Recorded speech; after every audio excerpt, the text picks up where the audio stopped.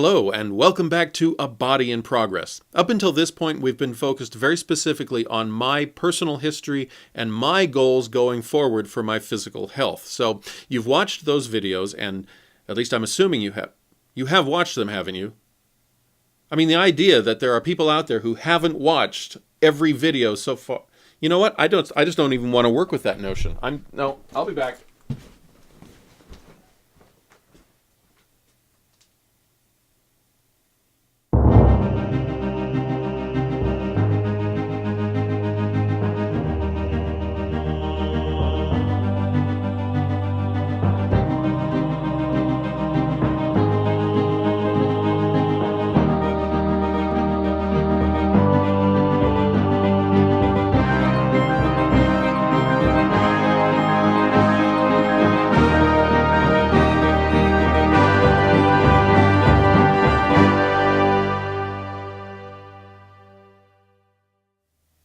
The various organs, substances, and processes of the human body are organized into a collection of systems that all work together.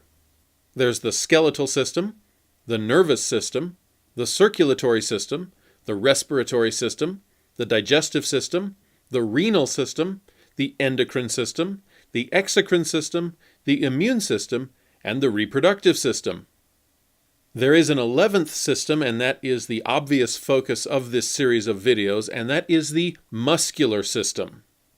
Of course, all of these systems interact with each other in numerous ways in an ongoing fashion, but since the focus of this series of videos is the muscular system, I'm really only going to reference those other systems as they relate to my specific focus of gaining muscle, gaining strength. So let's go ahead and get started on a subject which really will be the foundation of everything that is going to follow in this entire video series.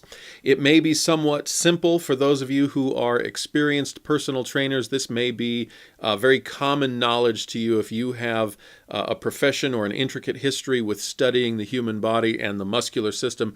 But I do think it is important to put this in here now because really everything else is going to build upon that. Underneath your skin, from head to toe, are over 650 muscles.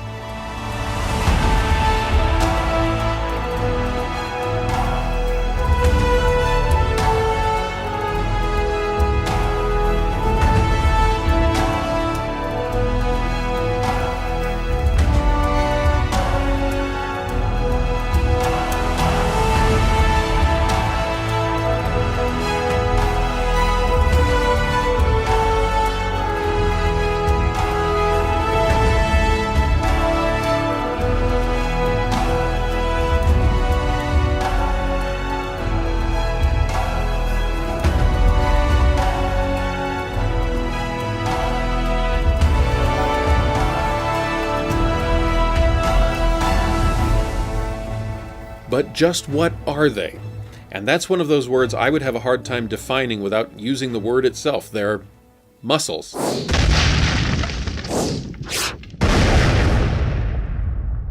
They're cells that, according to the genetic code and the laws of nature, have bonded together to form fibers, and enough of those fibers form muscle tissue. And what exactly does muscle do? Here to answer that question is Mark Valenti, retired MD of the Redmond Clinic.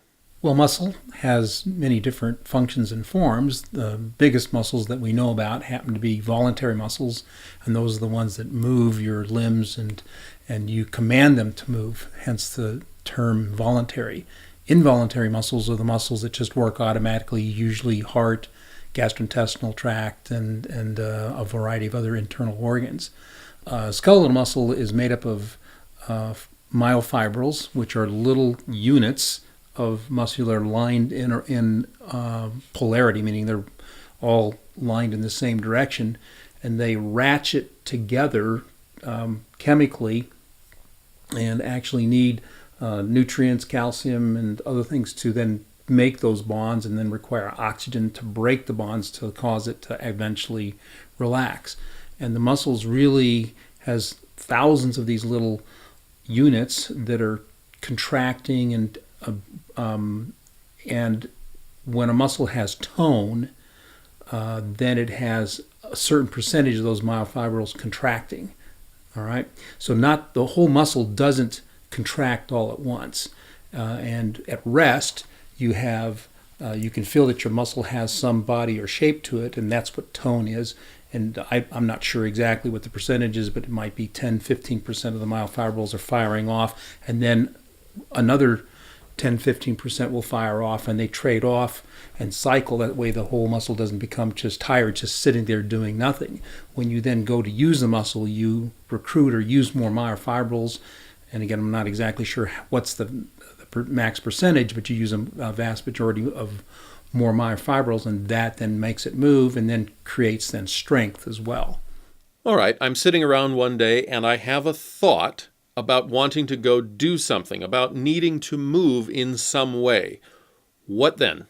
Well, it would send a signal originating in your cortex of your brain, down through the brainstem, out through the spinal cord, and through a nerve to that muscle. And with electrical activity, it stimulates that muscle to contract.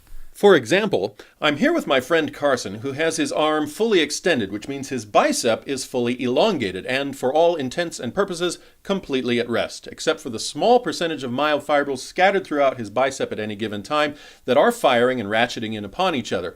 But they are firing at such a low percentage and at such a low intensity that they are having no effect, no visible movement upon the arm whatsoever. Now, the bicep is connected to the forearm right about here, and then it is connected to the upper arm right up in here.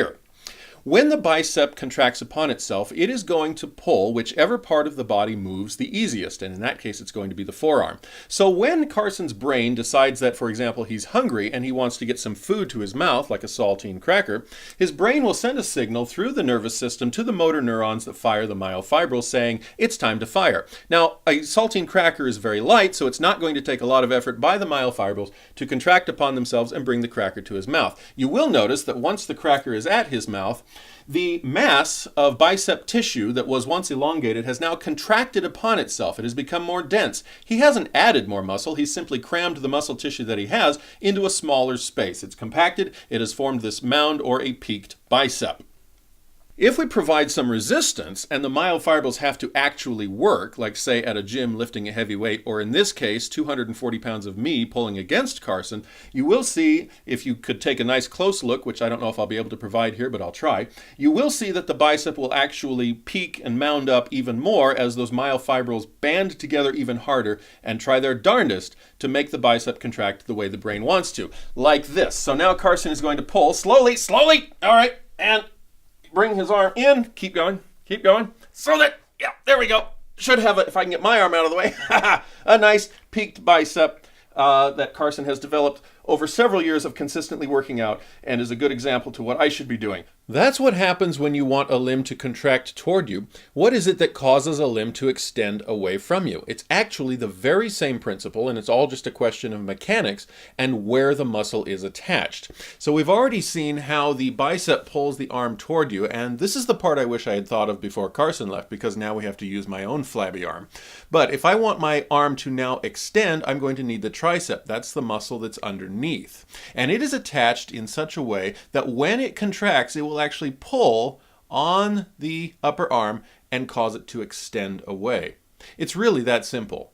Every movement we make is because a skeletal muscle is contracting upon itself and it is pulling in one or various directions. My ability to do anything like lifting a heavy box or running down the street or simply waving goodbye are because I have muscles. My ability to chew food is because I have muscles. And incidentally, the chicken that I'm eating is the chicken's muscle. I can wiggle my ears because of muscles.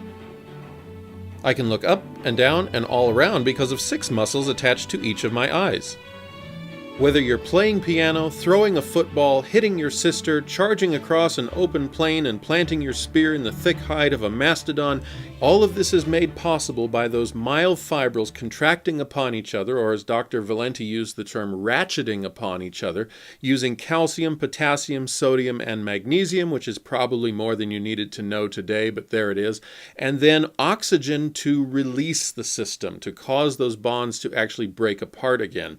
One more thing from Dr. Valenti here, just because I found it interesting and even a little bit amusing. For things to contract, you have to create more bonds and make the muscle contract. It then requires oxygen to relax the muscle to start another cycle. So again, when you think about muscle cramps, would be with extreme exercise, build up of lactic acid, other factors, then you don't get the proper oxygenation, and those muscles then tighten up, and that's what creates a cramp. Okay, and if you get too many of them, that's what a spasm would be. And people have had muscle spasms. I'm sure they've experienced those, where you can tell that this is more units being used, because it's very painful, very hard, and you can't sustain that for a very long period of time.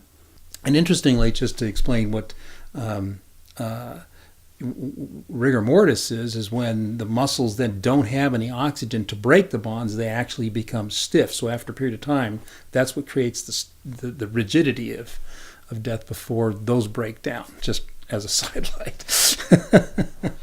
I think by now I've made my point about the existence of muscle in your body and how it enables you to move by contracting upon itself. I think to go any further with that particular subject will be beating a dead horse. Incidentally, the act of beating a dead horse is possible because you have muscle in your body that contracts upon itself. After putting together what I thought was the content for one full video, I find that we have several minutes left, so we may as well keep moving. We've seen what muscle is, and we've seen how it basically functions. So now the question is, how does muscle grow?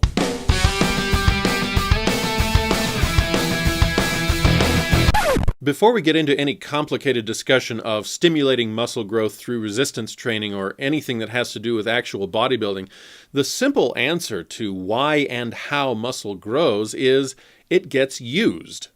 This process begins even before birth, when the infant is still in the uterus and you can see on the mother's abdomen, you can see the baby kicking and pushing. That is muscle stimulation, and that is telling the baby's brain and nervous system that it needs to generate more myofibrils and get those muscles growing. I never even thought about it when each of my children was just a newborn infant laying there on a blanket or in his or her crib at home. And, you know, it's just the cutest thing in the world to see a baby start to move its arms and kick its legs.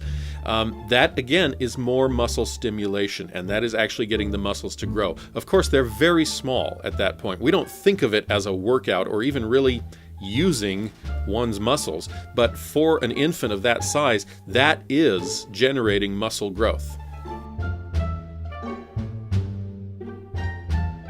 As the infant learns to stand and then walk and becomes a toddler, it is sending signals that its leg muscles need more myofibrils. They need to grow and strengthen to do the things that this growing body needs to do.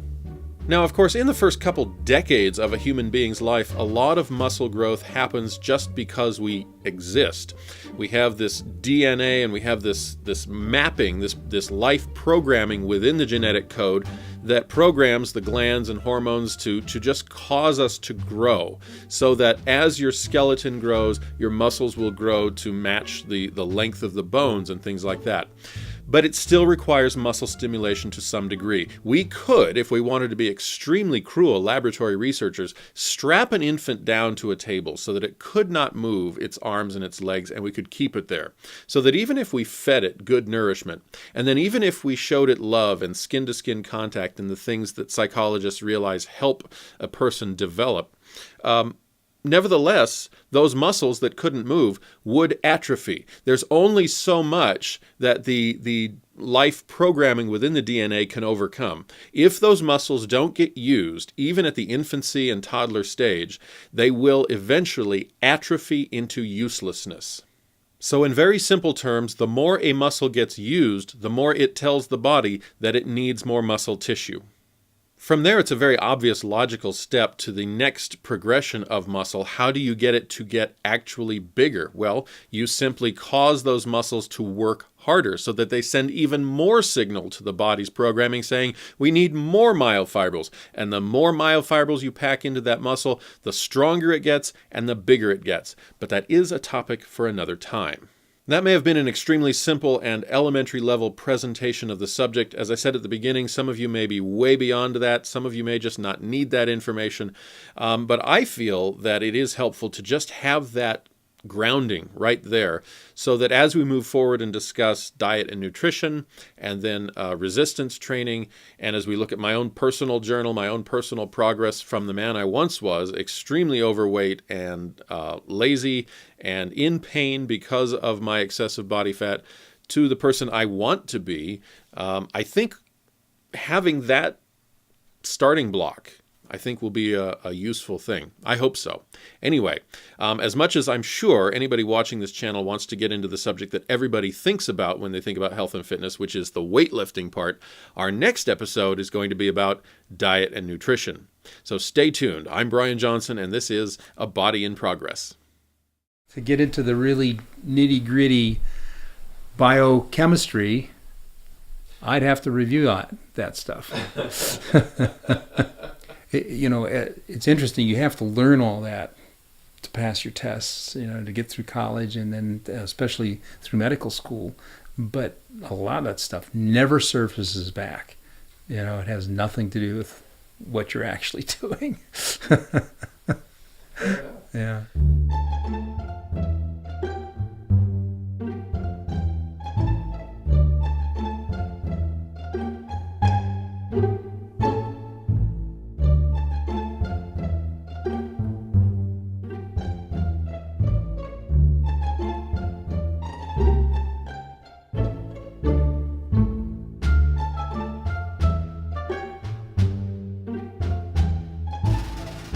I'm here with my friend Carson, whose arm is fully extended, and that means his bicep is completely elongated, and for the purposes, nope.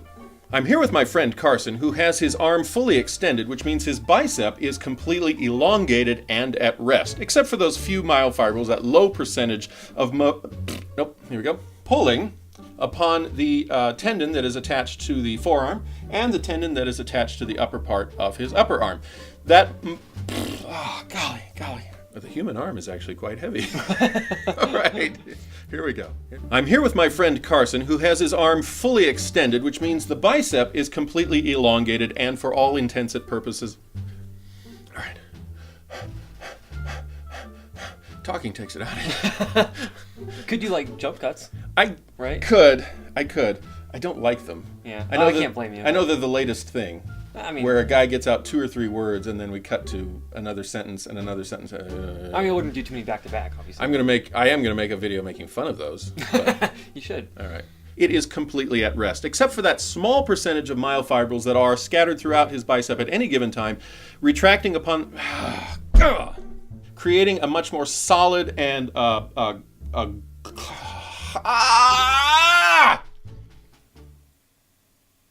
And there is still time left in this episode.